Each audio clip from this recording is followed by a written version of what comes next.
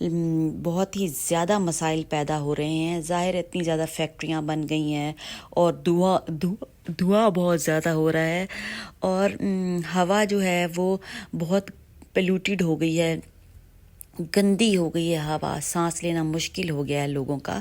तो बस मेरा भी आजकल कुछ ऐसा ही हाल चल रहा है कि गले में बस कुछ मसला जैसा कि सब लोगों को हुआ हुआ है, तो मुझे भी ये प्रॉब्लम हुई हुई है। तो मैं भी ये रेमेडी आजकल यूज़ कर रही हूँ। तो सर्दियों की आमद है, ऐसे मौसम में अक्सर सीने पर बलगम जम जाती है, जो कि बहुत ही तकलीफ़देह होती है।